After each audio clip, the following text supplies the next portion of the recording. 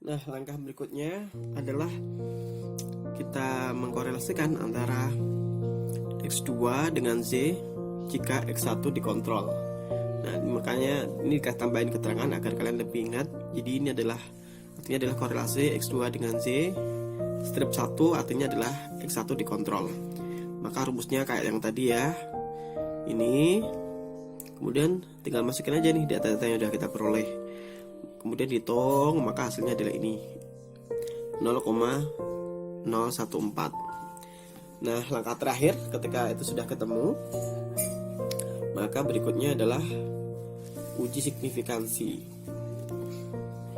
Uji signifikansi antara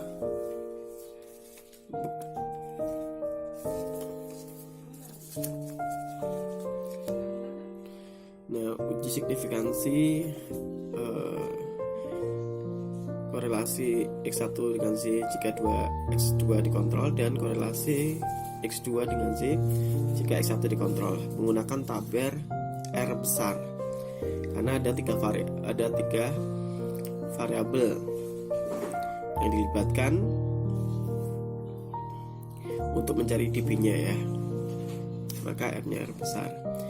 Nah, kemudian tapi perlu ingat, sebenarnya yang dikorelasikan adalah jumlah variabel yang dikorelasikan adalah hanya 2 saja, karena kan ini ya, kan satunya dikontrol. Tetapi untuk dB-nya 3 variabel yang dimaksud itu adalah masih yang dikontrol ini termasuk 3 variabel yang dimaksud. Maka untuk dB-nya n dikurangi jumlah variabel, 2 variabel itu adalah ketiganya ini walaupun satunya dikontrol ya.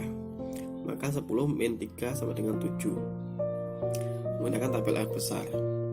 Maka untuk R 1% adalah 0,796, sedangkan R yang 5% adalah 0,666. Oke, jadi masukin aja sini R1 hasilnya tadi ya.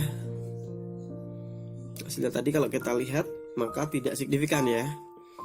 Korelasi antara X1 dengan Z jika X2 dikontrol itu lebih rendah dari R tabel 5%. Kemudian yang korelasi antara X2 dengan Z jika X1 dikontrol itu juga lebih rendah dari R tabel 5%. Maka hasilnya adalah dua-duanya tidak signifikan.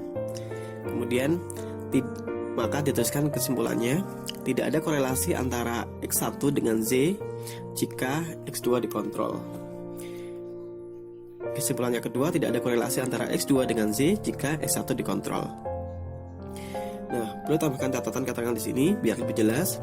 Saat X1 dan X2 dikorelasikan bersama-sama dengan Z, akan didapatkan hasil yang sangat signifikan. Tetapi saat X1 dan X2 dipisahkan, maka hasilnya tidak signifikan. Sebab hubungan antara X1 dan X2 sangat signifikan. Tadi kan kita cek juga ya, antara korelasi antara X1 dan X2 itu sangat signifikan. Jadi ini menjadi penjelasan kenapa fenomena hasilnya bisa seperti itu.